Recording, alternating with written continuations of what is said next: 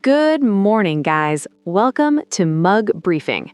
Meta just added a new way for people to talk directly to the algorithm that decides what shows up in their social feed. And it's one of the clearest experiments yet in letting users temporarily steer an AI system in plain English.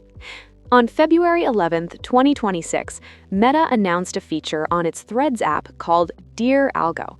In simple words, it lets a user write a public post that starts with the words Dear Algo, followed by what they want to see more of or less of. That message is read by Threads' recommendation system, and for the next 3 days, the app adjusts that user's feed based on the request. Other people can repost someone else's Dear Algo message and adopt the same temporary preference for themselves. The rollout is live in select markets, including the United States, according to Meta's announcement and immediate tech press coverage. This matters now because recommendation feeds, the AI systems that decide what content rises to the top, shape what millions of Americans read, watch, and talk about every day. For years, users have complained that these systems feel opaque and uncontrollable. Meta is experimenting with a short-term override that turns a complex algorithm into something you can talk to in everyday language, at least for a limited window.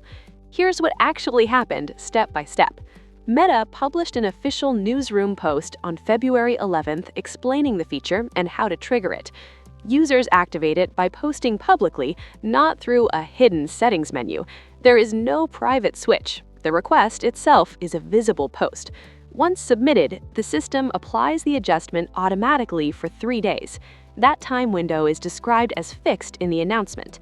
After that, the feed returns to its normal behavior unless the user posts another request. Importantly, Meta did not say it rebuilt the core algorithm. This is described as an AI-assisted personalization layer that temporarily influences recommendations, not a replacement for the ranking system that normally runs Threads. The company also did not publish technical detail about exactly how the AI interprets a request, how strong the effect is, or what data is stored from those posts. Tech outlets that covered the launch noted the feature and its mechanics, but they are relying on the same public explanation Meta provided. So there is a clear line here between what is confirmed, the feature exists, it lasts 3 days, and it's public, and what remains unspecified, like the internal weighting or precision of the change. Why do this now? Meta frames it as giving users more short-term control over personalization. That aligns with a broader industry push to make algorithmic feeds feel less mysterious and more adjustable. Threads competes in a crowded social media landscape where users increasingly expect transparency and customization.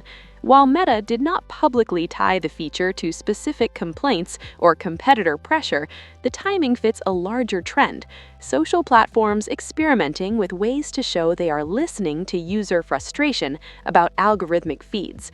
It also fits Meta's ongoing emphasis on AI-driven tools, where the company is testing new ways for people to interact with automated systems conversationally. What this likely means is that Meta is running a live experiment in behavior. The company can watch how many people use the feature, what kinds of requests they make, and whether engagement goes up or down when users feel more in control. Supporters will argue this is a meaningful step toward user agency, a simple way to nudge the system without digging through menus. Critics will point out that it's temporary, limited, and still ultimately controlled by Meta. It does not make the algorithm transparent, and it does not hand users total control of their feeds. It's a guided adjustment, not a rewrite of the rules. For Americans using Threads, the direct impact is practical. You can temporarily shape what you see. If you want more cooking videos, fewer political posts, or more local content, you can say so in plain language and get a short-term shift.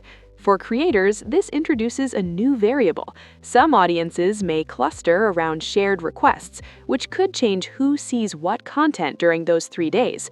That could help creators reach more targeted viewers or reduce reach if large groups filter aggressively. Advertisers and brands will watch closely. If the feature produces clearer audience signals, it could influence how campaigns are designed. Inside Meta, moderation and product teams will likely monitor whether public Dear Algo posts attract spam or coordinated attempts to game the system. What could happen next is fairly straightforward. Meta will study adoption and feedback in the initial rollout markets. If usage is strong and abuse is limited, the company could expand the feature geographically or extend the time window.